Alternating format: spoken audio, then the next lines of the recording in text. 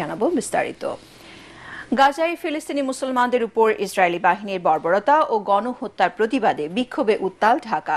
জুম্মার নামাজ শেষে বায়তুল মোকাররম সহ রাজধানীর বিভিন্ন মসজিদ থেকে প্রতিবাদী মিছিল বের করে ধর্মপ্রাণ মুসল্লিরা। এতে অংশ নেয়া লাখো মুসল্লির কণ্ঠে প্রতিধ্বনিত হয় ইসরায়েলকে নিশ্চিহ্ন করার, মুসলিম বিশ্বকে এক হয়ে ইহুদিদের বিরুদ্ধে লড়াইয়ে নামার আহ্বানও জানান তারা। বিস্তারিত মিজান শাহজাহানের রিপোর্টে।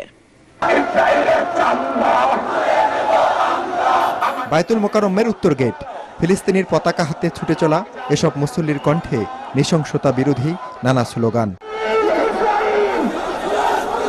দুপুর 12:30 থেকে নানা বয়সী মুসল্লিরা জড়ো হতে থাকেন বায়তুল মোকাররমের আশপাশের এলাকায়।